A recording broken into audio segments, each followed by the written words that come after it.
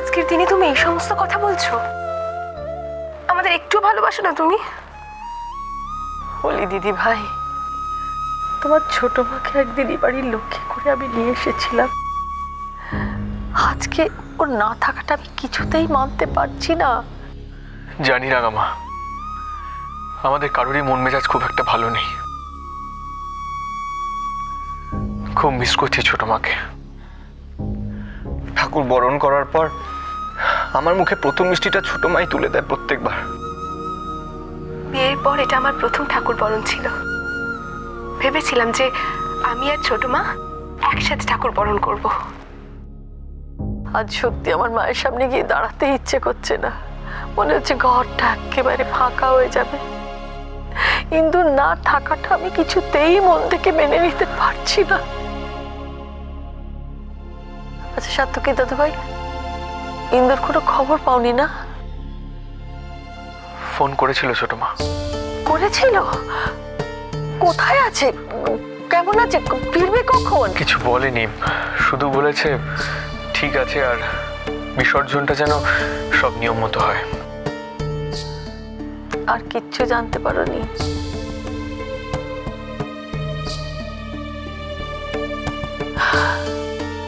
পুজোয় ইন্দুর বাড়িতে না থাকাটা আমি কিছুতেই মন থেকে মেনে নিতে পারছি না। ও বাড়ি না ফেরা পর্যন্ত আমি স্বস্তি পাবো না।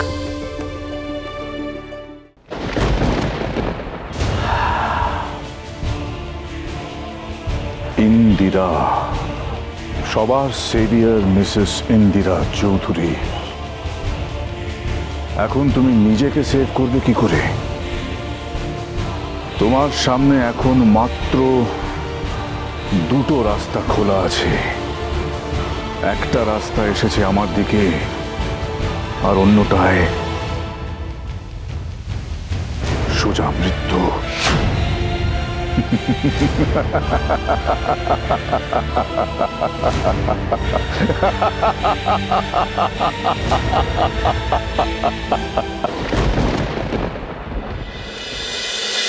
কি করবি নিখিল? বেলাবেলি বেরিয়ে পড়ি প্রতিভা নিয়ে। সাত্তকীরা তো মাকে আনতে গেছে, মা এসে কি বলে দেখি, তারপরে ডিসিশন নেওয়া যাবে। আমার কোনো আপত্তি নেই।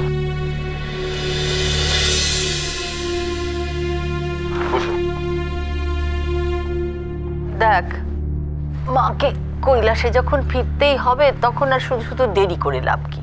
আর তাছাড়া আজকাল তো শুনেছি ভাসানে সাংঘাতিক ভিড় হয়, সেই জন্য মনে হয় যে আগে ভাগেই সেরে ফেলা ভালো। হ্যাঁ ঠিকই। তো মায়ের ভাসান হচ্ছে কোথায়? কাছাকাছি কোথাও? না, মায়ের ভাসান হচ্ছে গঙ্গাতে। আমরা গঙ্গাতে বিসর্জন দিতে যাচ্ছি। তোর কি মাথা খারাপ হয়ে গেছে অভ্র? এখন গঙ্গার কি অবস্থা জানিস? আচ্ছা তা তোমরা বসো তো, আগে বসো বসো বসো, আমি বলছি, বোঝাচ্ছি, বসো বসো। কথাটা কিন্তু অভ্র মন্দ বলেনি নির্মলা। বাড়িতে এতদিন পরে পুজো হচ্ছে, ভাসানটাও তো সে অনুযায়ী হবে নাকি? না না, এটা ঠিক হবে না মা, আপনি ওকে বোঝান। আমি বলছি কি, এত দূরে যাবার কি কোনো দরকার আছে নাকি? সামনেই ভালো পুকুর টুকুর দেখে। মা থাকলে এটাই বলতো যেটা ভাই বলেছে। রাঙামা, দেবী প্রতিমা গঙ্গাতে বিসর্জন দেওয়া হোক।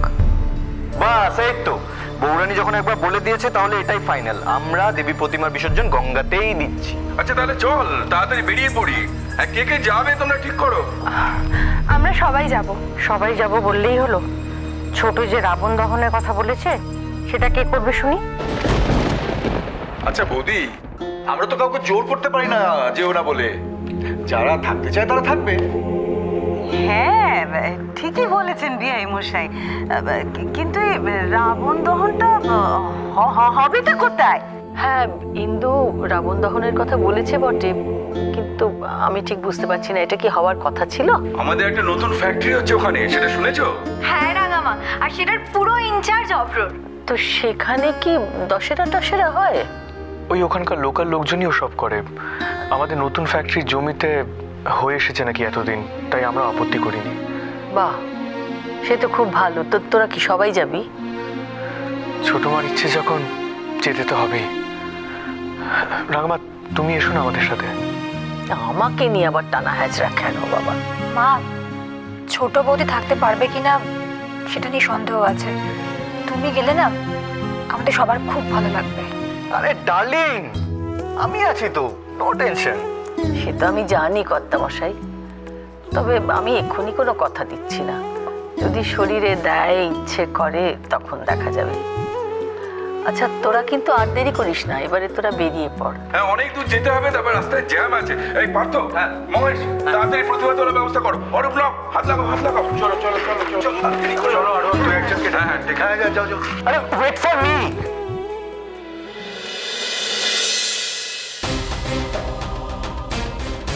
এখন প্রতিমা বিসর্জন হবে আর রাতে হবে রাবণ দহন।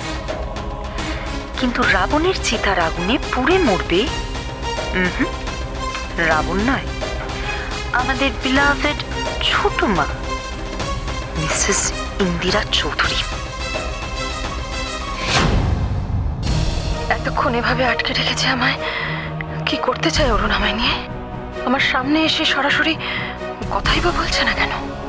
আমাকে মেরে ফেলাটা যদি ওর উদ্দেশ্য হতো, তাহলে সেটা করতেও এতটা সময় নিত না। আমি জানি সেটা করেনি বলেই চিন্তা হচ্ছে। ও কি আমার বাড়ির লোকেদের কোনো... আজ দেবীর ঘট বসবে আর দশমীতে হবে দেবীর বিসর্জন। আমার নামটা যেন কোনোভাবেই... বড় একটা ষড়যন্ত্রের জাল বিছিয়েছে অরুণ। কিন্তু এখন কি করতে চাইছে সেটাই তো বুঝতে পারছি না। ও কি আমাকে এখানে আটকে রেখে সাত্তকীকে ব্ল্যাকমেল করতে চায়? না, এটা ওকে কিছুতেই করতে দেবো না আমি। যেমন করে হোক ওকে আটকাতেই হবে। কিন্তু কি করবো?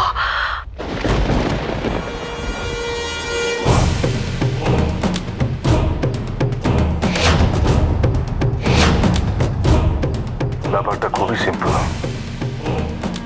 ইন্দিরা চৌধুরীকে দিয়েই ওর বাড়িতে আমি খবর পাঠিয়ে দিয়েছি। সবাই জানে যে মিসেস ইন্দিরা চৌধুরী এখন নিজের কাজে ব্যস্ত। কাজে সবাই পুজো, ভাসান এইসব নিয়ে এনগেজ হয়ে রয়েছে। স্যার, যেভাবে বোঝালাম কাজটা ঠিক সেইভাবে হবে তো? একদম স্যার।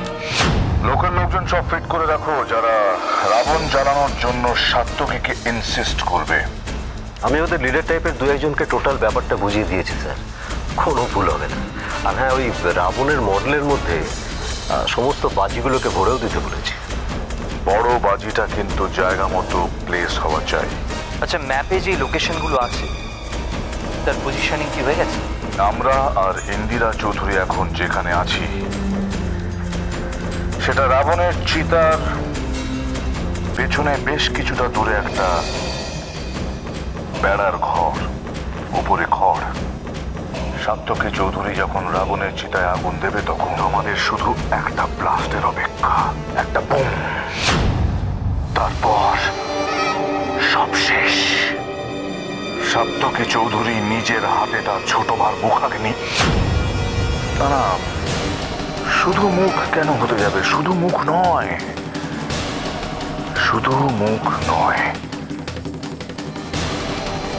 পুরোটাই চলবে। আর বাই চান্স যদি তা না হয়?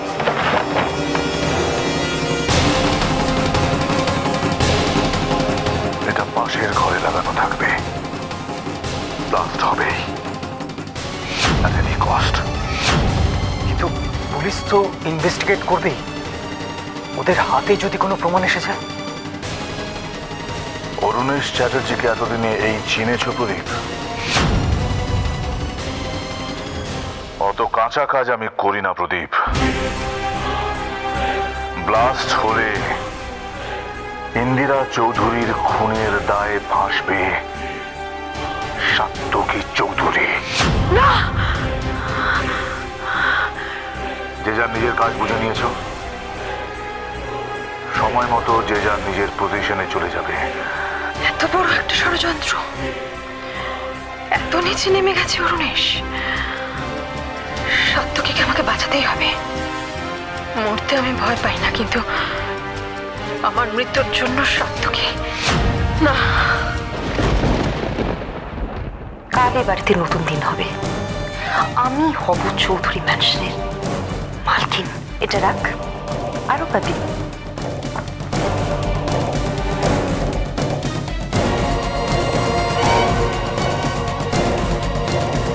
আমি তোমাকে এর থেকে দ্বিগুণ গয়না দিতে রাজি, শুধু আমার একটা শর্ত আছে।